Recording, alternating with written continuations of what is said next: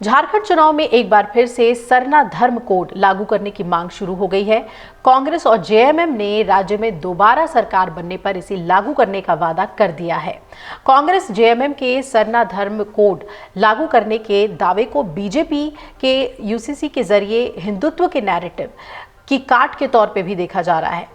तो वहीं बीजेपी ने भी कहा है कि पार्टी सरना कोड को लागू करने के पक्ष में है और झारखंड विधानसभा चुनाव में तीनों बड़े दल इसलिए सरना कोड लागू करने की बात कर रहे हैं क्योंकि इसके पीछे की वजह है आदिवासियों का एक बड़ा वोट बैंक। दरअसल पहले जनगणना में सरना धर्म कोड का अलग से कॉलम होता था, पर बाद में इसे खत्म कर दिया गया था।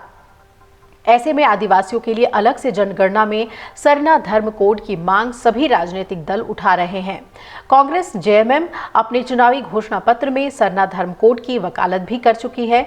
और सरना धर्म कोड आखिर है क्या, आइए वो भी आपको बताते हैं।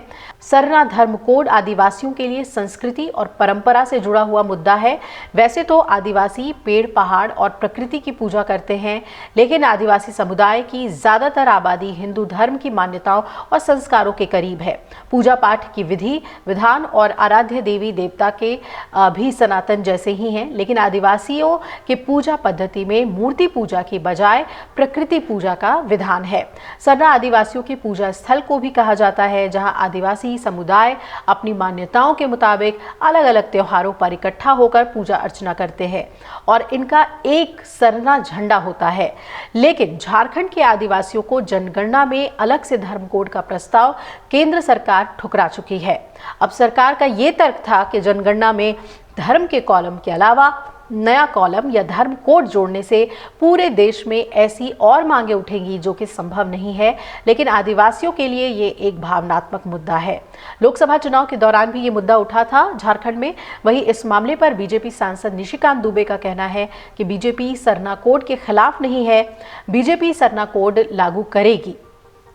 सरना कोड का डिमांड हमने किया, हमारे करिया मुंडा ने बड़े बड़े आंदोलन सरना कोड पर किए, लेकिन वोट बैंक को भड़काने के लिए जेएमएम कांग्रेस सरना कोड की बात कर रहे हैं। और इस मामले पर बीजेपी सांसद दीपक प्रकाश भी कह रहे हैं कि पार्टी सरना धर्म कोड का सम्मान करती है।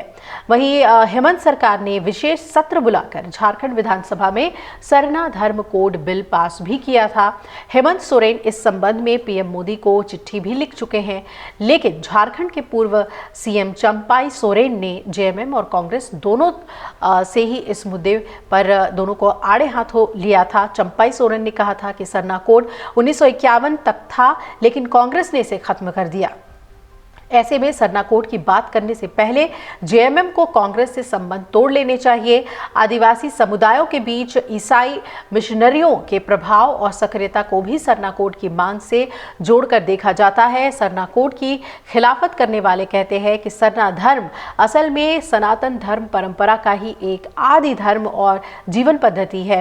ऐसे में अलग सरना धर्म कोड के जरिए आदिवासियों को बांटने और सनातन हिंदू धर्म से दूर करने की कोशिश है, ताकि उनका ईसाई धर्म में धर्मांतरण आसानी से कराया जा सके।